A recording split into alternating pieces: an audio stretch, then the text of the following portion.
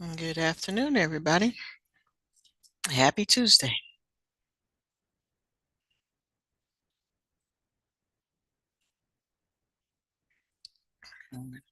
Hope all is going well for you right now. While we wait for everybody to log in, if you could go to Canvas and give a look to the section on meat production. We're going to start the new section that deals with 5.78, 15, and 16. And like I said, Canvas has the unit 5 grouped in different sets. So we're going to look at 5.7, um, meat production, impacts of overfishing, sustainable agriculture, and aquaculture. All right, so as soon as everybody's in, we'll take a look at the first video. We're going to look at 2 videos today, and then I'll let you uh, work on the information. Or while you're waiting, so you can do one of two things. While you're waiting, you can read this section over, 5.7, or if you haven't done the summary for the last unit, you could do that as well. I said there's only 3 of you in right now. So while we're waiting on everybody else, you could do one of those 2 things.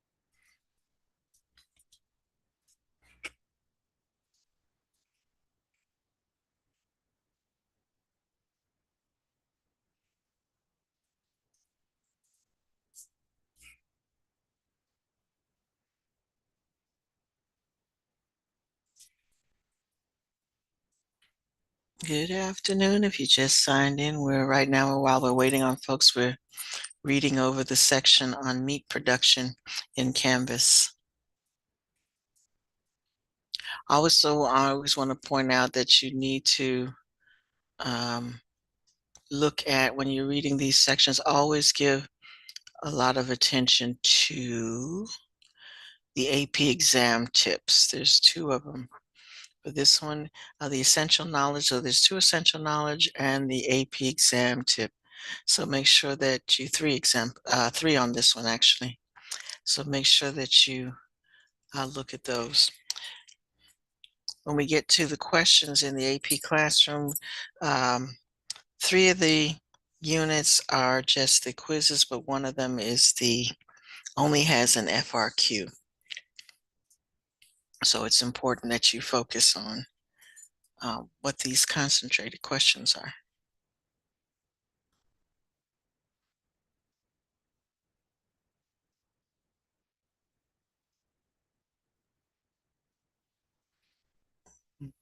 Next Tuesday is Earth Day. It's always April 22nd, so I'll have an Earth Day activity to do next Tuesday.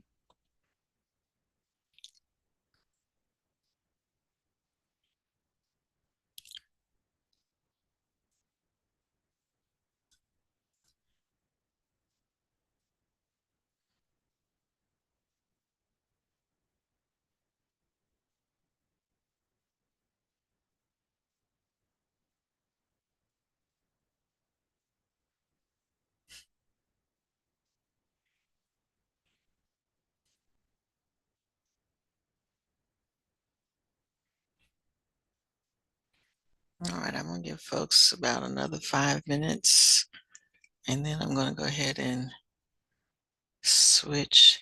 Usually the guys are the first ones in, and today's it's the lady. Oh, William, you're here. You're always the first one. But Van is not here today. He's usually here.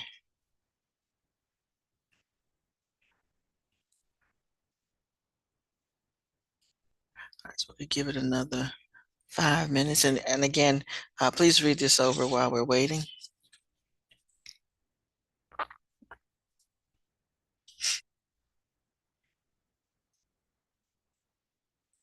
Out of that for just a second.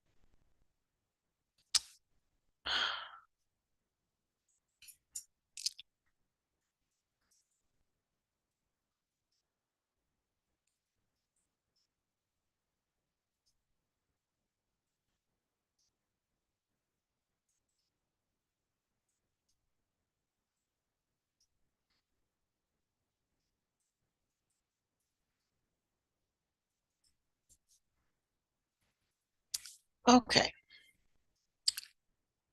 Alrighty, so we're going to go ahead and not wait for anybody else because I guess you all are the only ones coming today. So again, I appreciate you being on time. Up, as I say that.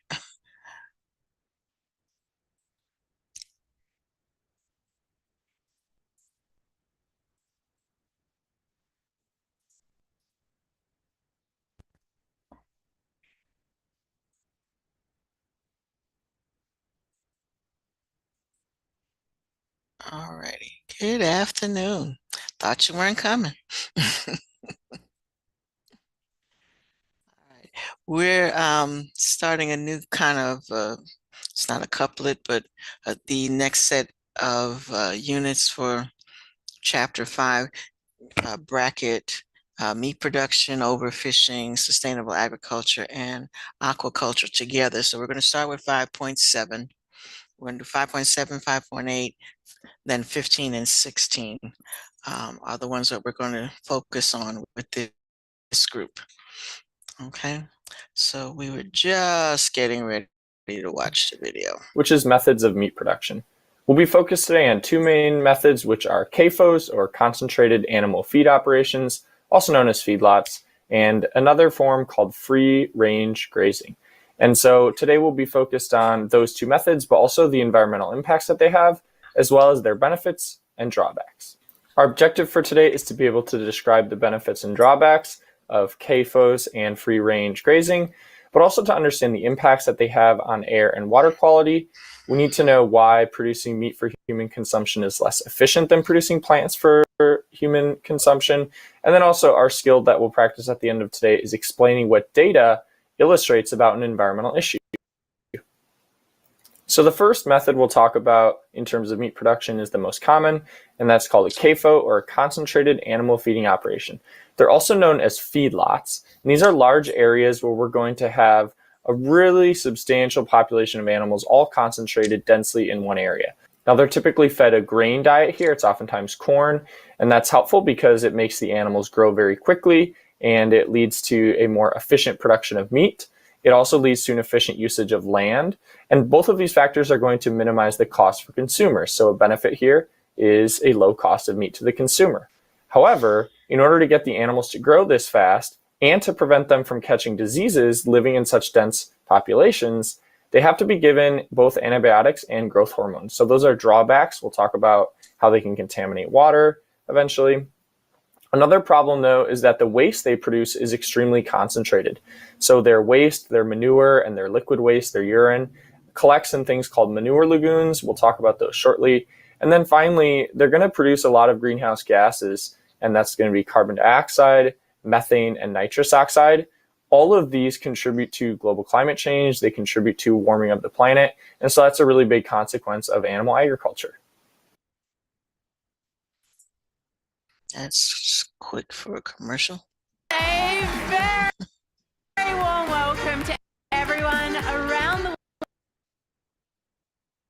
world. Today is our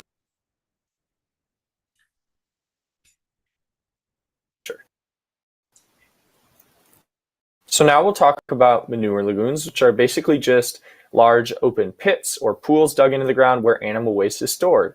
So we can see here we have waste draining from where the animals are living out into this big pond. And that's a problem because there are a lot of potentially damaging pollutants in that waste. So we have ammonia. This is going to be a source of nitrogen. There are the hormones and the antibiotics that the animals are fed. There's also fecal coliform bacteria, and a group of that bacteria that can be potentially harmful to humans is E. coli.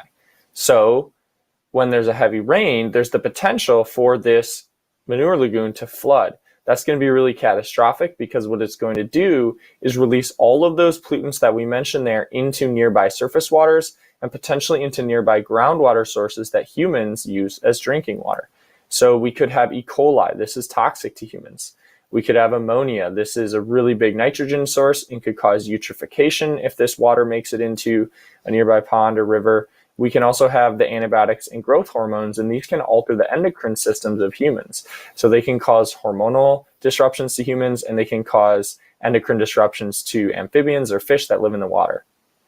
Another problem is that the denitrification of this I wanted ammonia to pause it there is going because to one of the issues with the antibiotics getting in our water supply is that the antibiotics that they're giving you when you get sick, sometimes they have to give you a stronger one because you've become immune to it already from the foods and things that you are eating.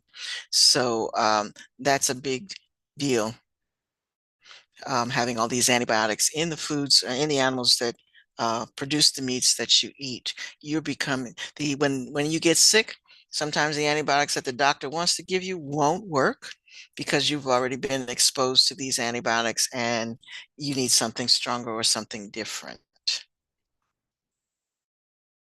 release nitrous oxide. Remember, nitrous oxide is a really strong greenhouse gas. It's really warming, and so it drives climate change. Another solution, though, that we could use here to try to avoid these manure lagoon spills is draining them regularly. And the manure can actually be turned into fertilizer pellets. So it can be sort of dried out and concentrated down, and then those pellets could actually be spread over agricultural fields so that this manure could be used for a beneficial purpose rather than building up and then spilling into nearby surface waters. So now we'll talk about another method of meat production, which is free-range grazing. This is where animals, primarily cows, are allowed to graze in a pasture or sometimes what we call rangelands. And this is helpful because they get to eat grass and grow at a natural rate. They also don't have to be given antibiotics because they're in such a dispersed population. So the chance of a disease outbreak is greatly decreased by how spread out they are. As I mentioned earlier, they don't have to be fed antibiotics or growth hormones. They're just going to grow at a much more natural rate here. And we don't have to produce corn to feed to the animals, so they can just graze on grass as they have evolved to do. We also avoid the issue of manure lagoons because their waste is just dispersed naturally over the landscape. It doesn't build up in toxic concentrations, and can actually fertilize and improve the quality of the rangelands.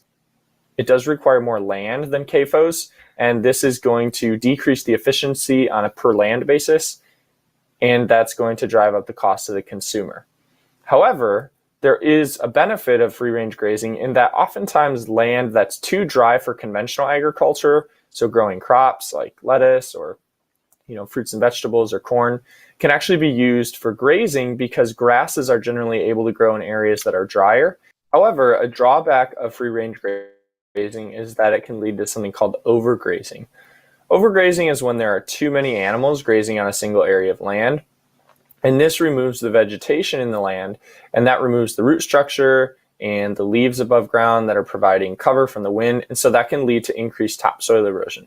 So in this picture here, we can see on the left area that's been overgrazed versus the fence protecting the area on the right prevents it from being overgrazed. And so there's a pretty substantial difference in that ground cover, and then that leads to more soil erosion.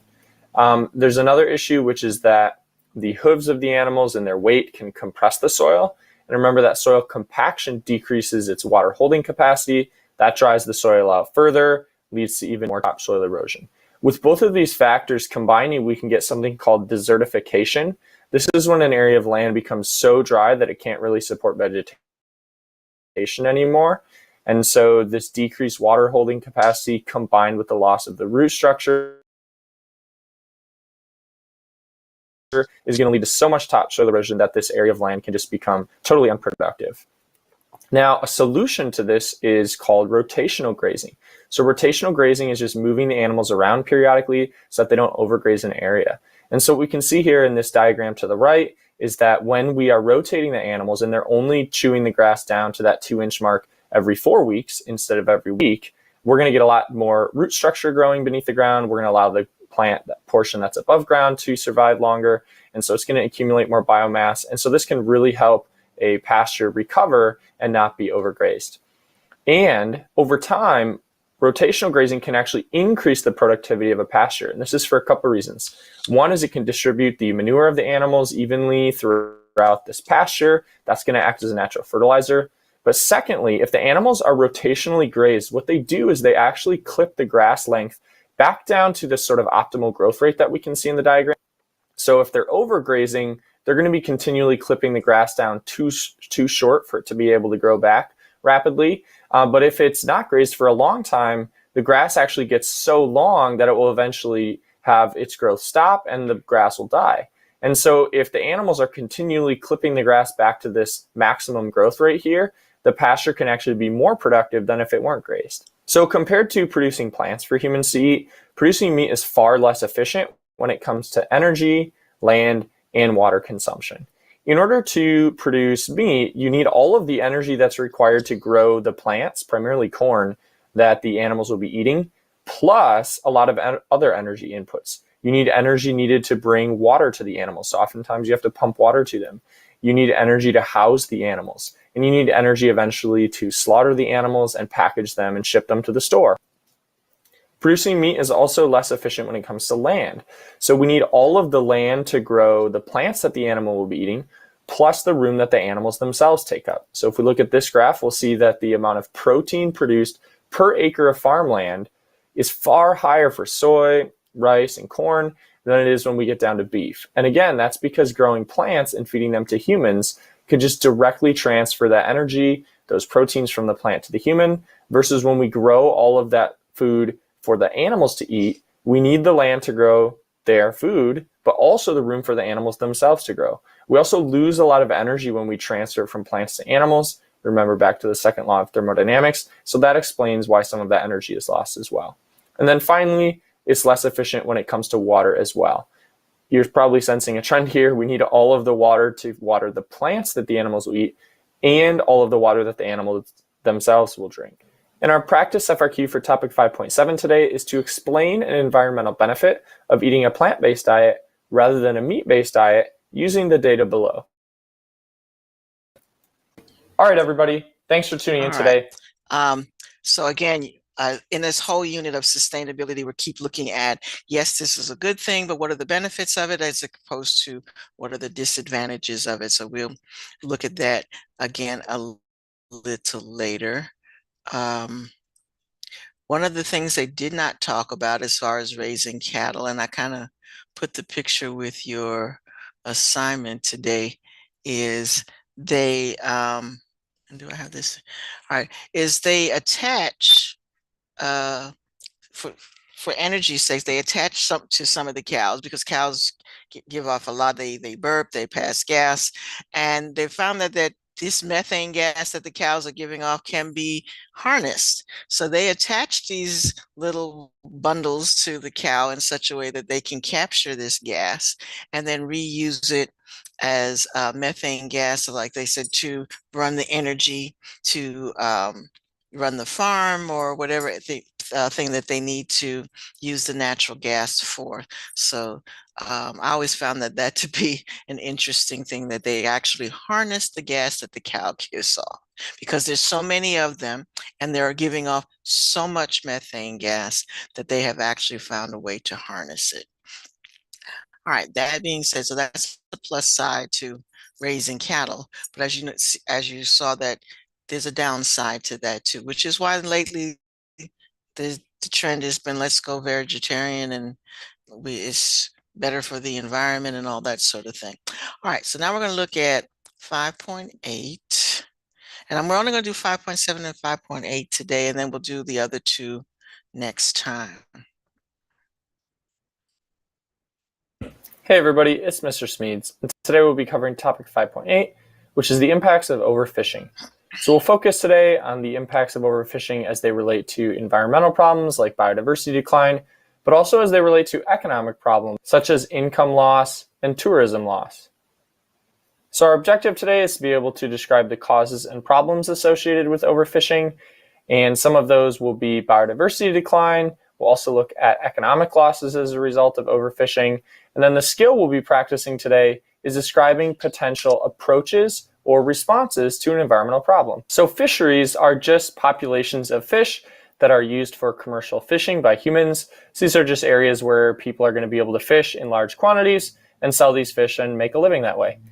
Then we have something called fishery collapse. Fishery collapse is when overfishing causes a population of fish or a fishery to decline by over 90%. The problem with this is that fish population may never recover.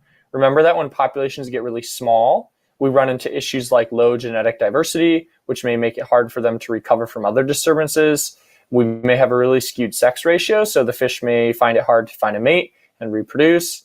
And we can even see inbreeding depression if members that are closely related are breeding with one another.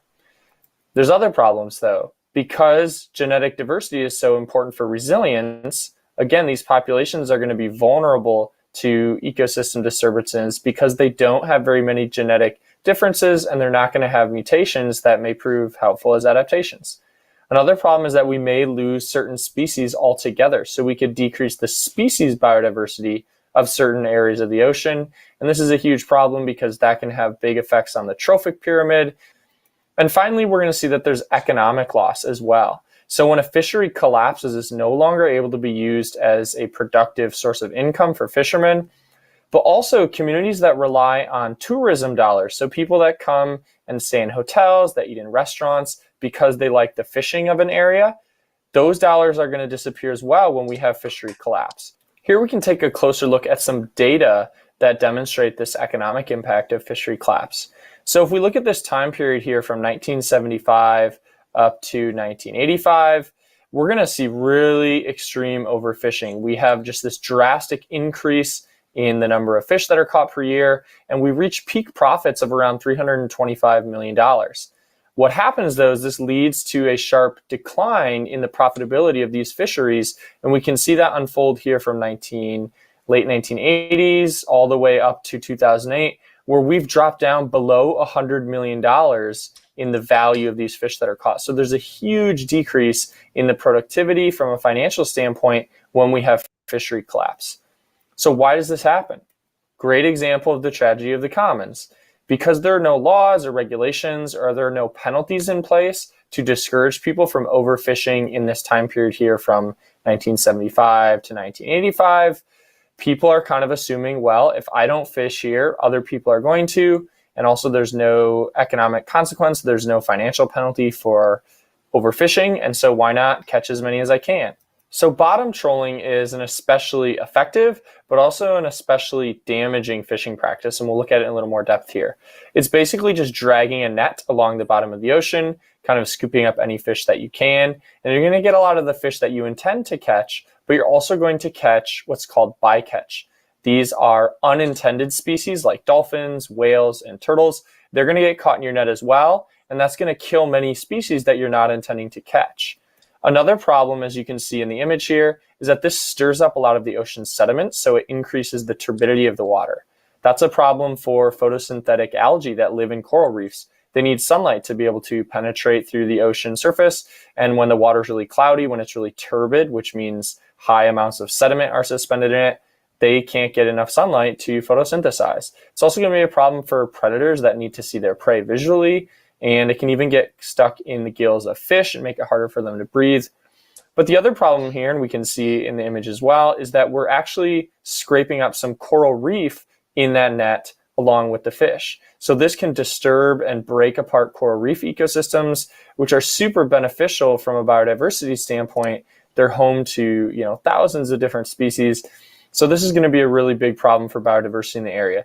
We're going to decrease biodiversity directly by accidentally killing unintended species, bycatch, but then also by disturbing the coral reef ecosystem. That's going to destroy the habitats that a lot of organisms rely on, and that decreases biodiversity as well. Finally, we'll look kind of at the big picture effect of overfishing, and that's a concept known as fishing down the trophic level, and it causes something called a trophic cascade.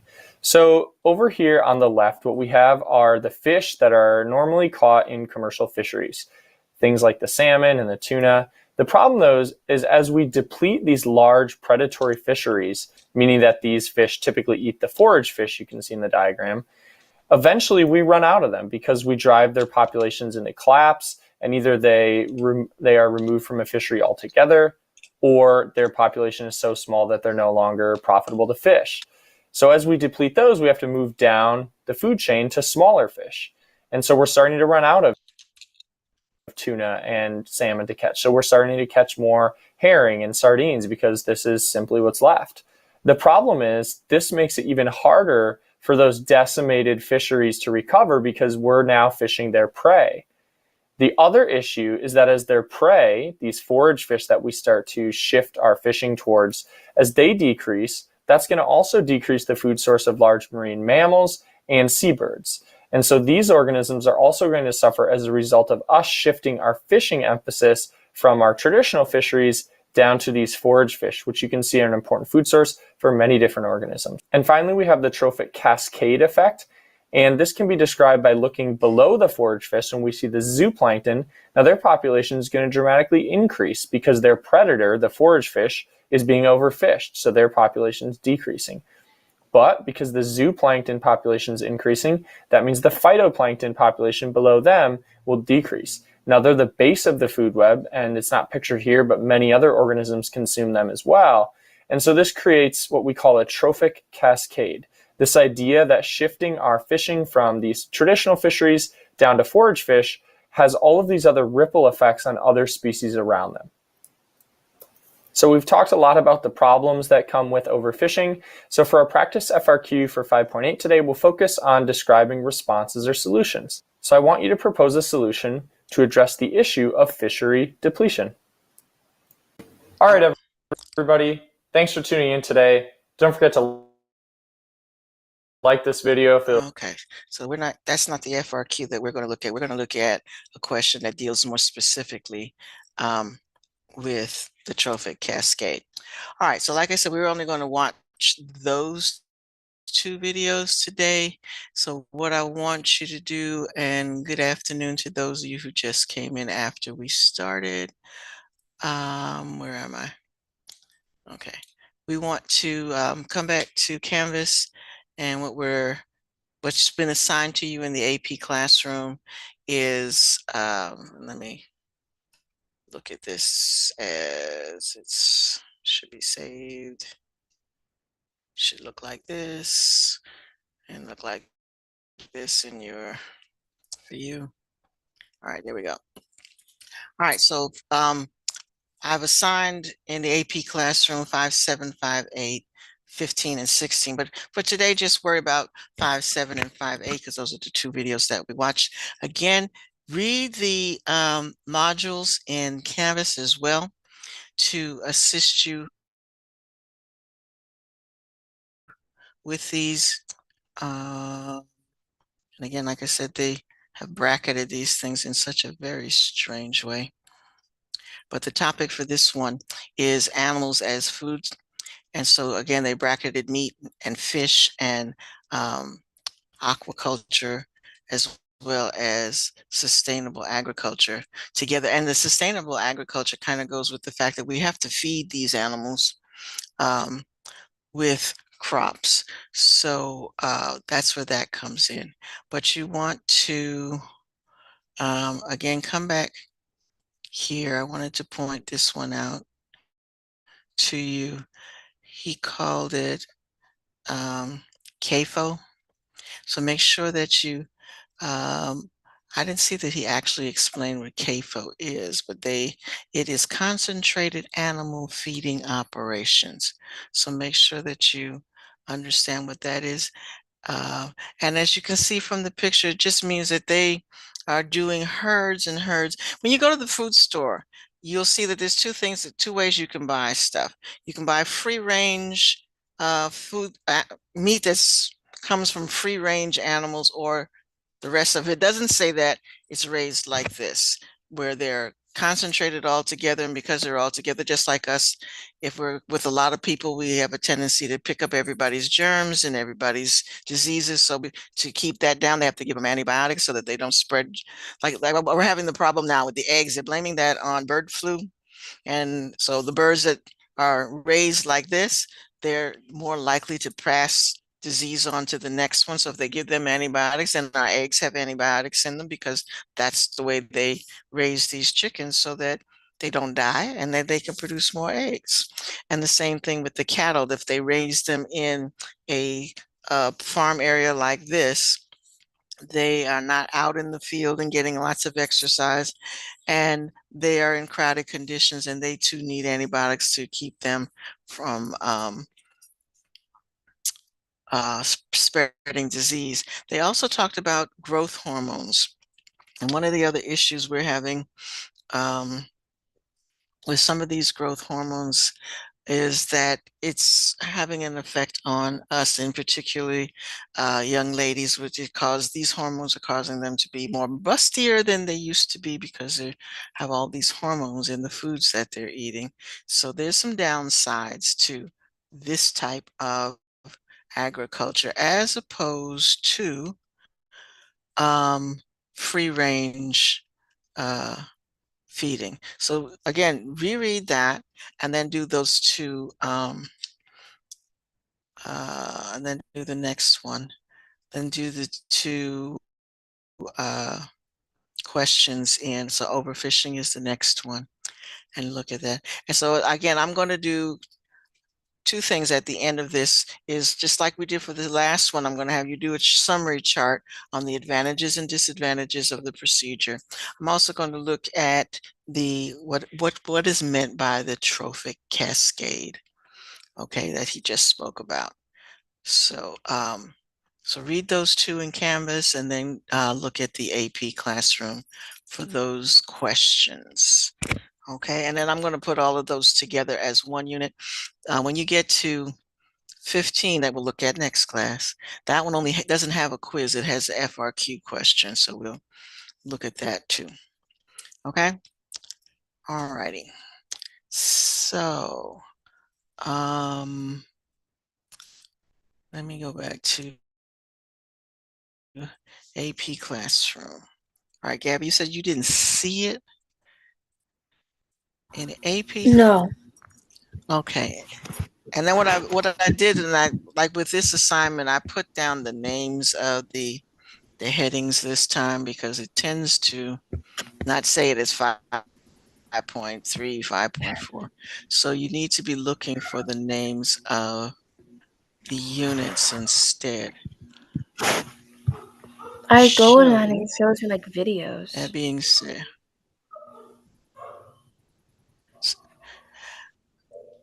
and I haven't assigned the videos, so I mean, I think you still have access to watch them. I didn't assign the videos because we're watching the ones that I put in your AP playlist on YouTube.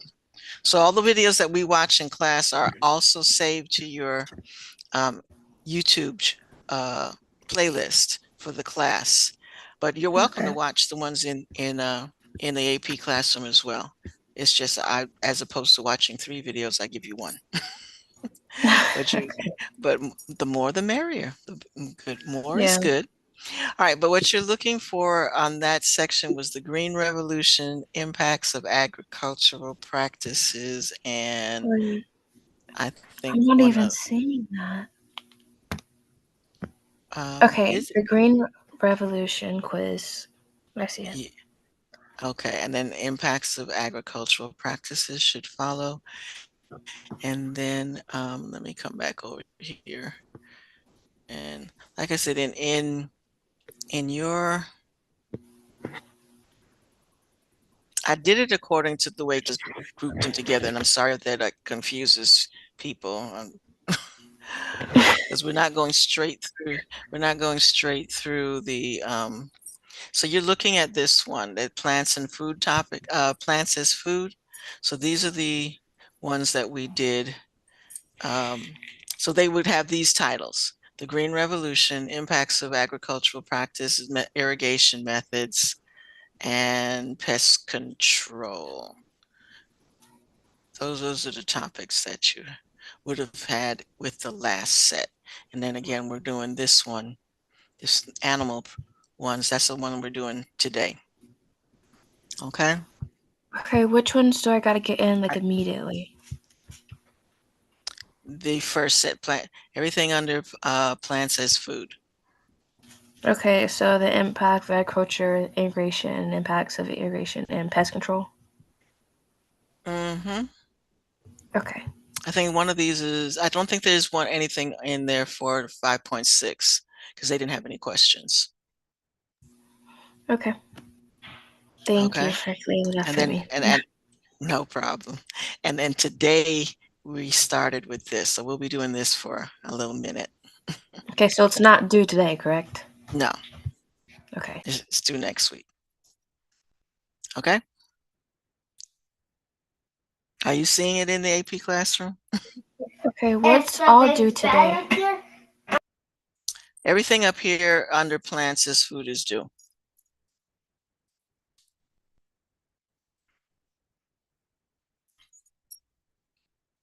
So let me look. Let me look. I have a list of what's turned in and what isn't. Of course, I'm not gonna find it. Okay, yeah, I'm looking right at it. Okay, for you, yeah, you got actually you got a lot of stuff. You so yeah, you do 5.3, 4, 5, and 14 because there's no questions for 6. 14 is an FRQ. No, it's not. Yes. No, it's just a quiz. Okay. 3, 4, 5, and 14. That-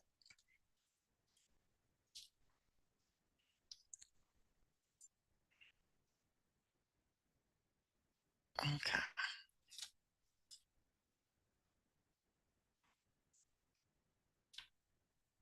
Alrighty, and let me see.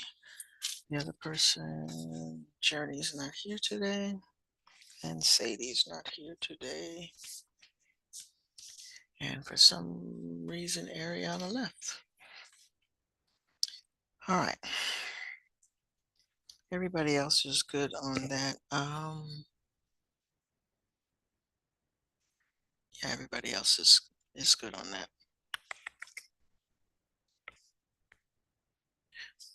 William, I think your 14 is missing. 5.14 is missing unless you've done it since I checked last. But I'll check now.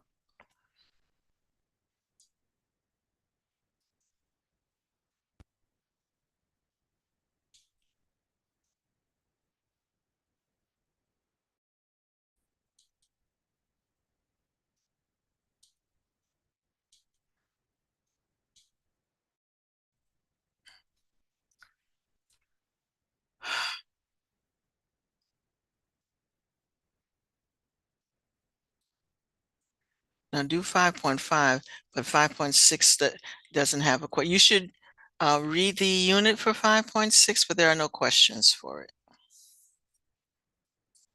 But do 5.5 for sure.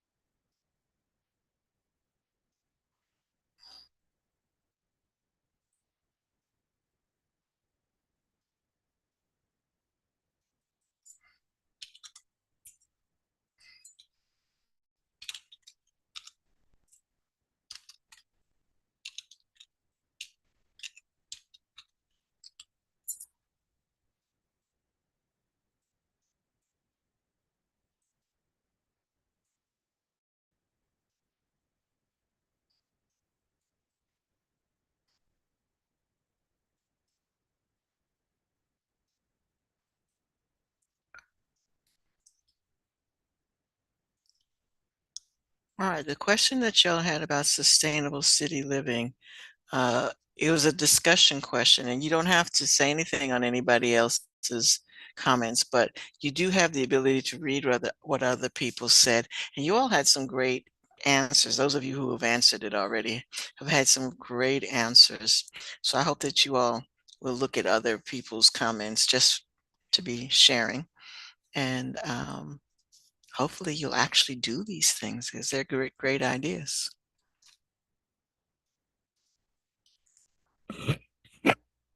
And if you haven't done the discussion question, please do. Because that's due this weekend.